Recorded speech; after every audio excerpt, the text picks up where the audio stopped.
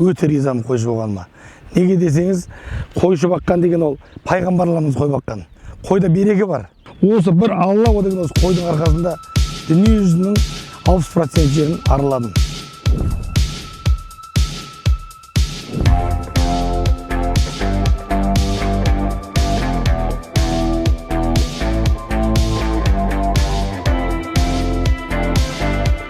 Нұрболат шаруа қожалығы Түркістан облысының Бәйдібек ауданында орналасқан.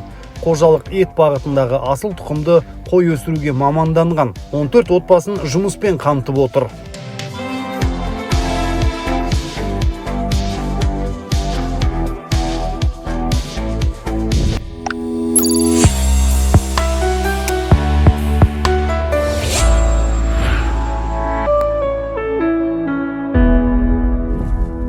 Мен Мұғалбаев Кенжәлі Есіркеұлы, Қазақстан Республикасы, Түркістан облысы, Бәйдібек ауданы, Жеңғым ауылында дүниеге келгем. Үлкен отбасы, 11 ағайындымын, 7 ұл, 4 қыз.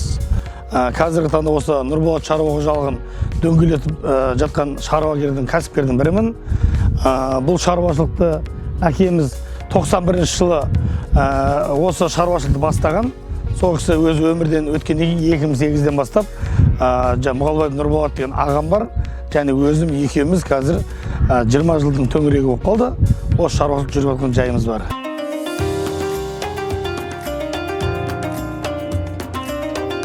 Қожалықта байсары деп аталатын ерекше қой тұқымы өсіріледі.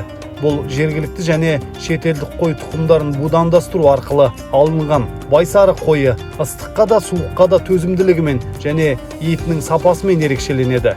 Шаруашылықта 3000 бас қой болса, оның 1500 басы асыл тұқымды байсары қойлары.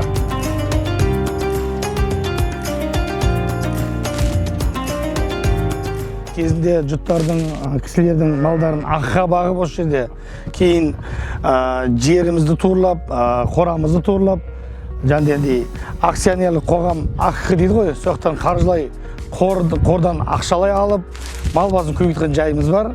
Бірінші баста 3 миллион теңгемен бастадық, кейін 8 миллион, 12 миллион, 30 миллион деп ақша алып, қазіргі таңда таза қойымыздан уже 3000 басының үстінде малымыз бар. 4 түлік бағып отқан жайымыз бар.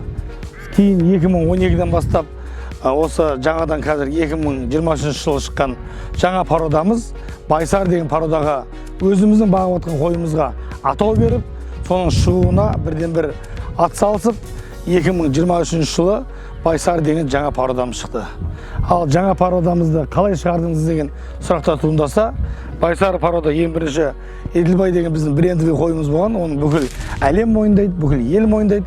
Соған қазақ қылшық қошқарын қосып, одан түскен қозыларға Тәжікстаннан Гисар қойларды әкеп қосып, одан түскен ұрғаш төлдеріне Қырғызстаннан Арашан қойларын әкеп қосып, одан түскен қойларға өзіміздің міне байсар деген қойымыз сонымен шығады барлығы.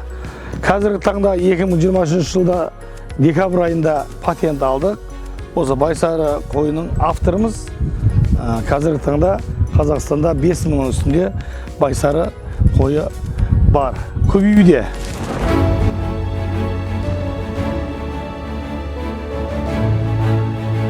Қожалық Бәйтерек холдингінің компаниялар тобындағы аграрлық несие корпорациясы акционерлік қоғамның қолдауының арқасында дамыған. Шаруашылық басшысы корпорациядан бірнеше рет жеңілдетілген несие алу арқылы асыл тұқымды қой санын көбейткен және қажетті техникаларын сатып алып, ферманың жұмысын жетілдірген.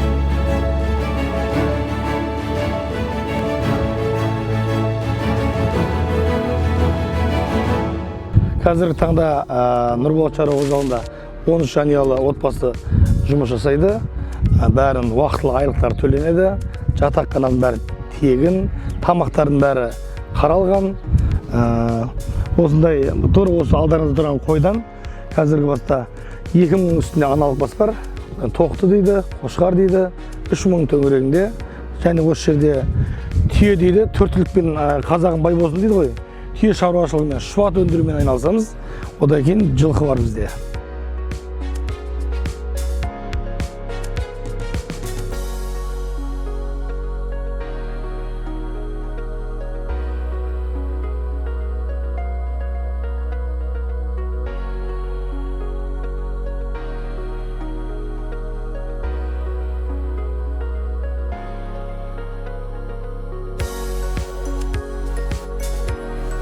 әр адам өзінің негізі қызығатын жұмысын істесін дейді ғой.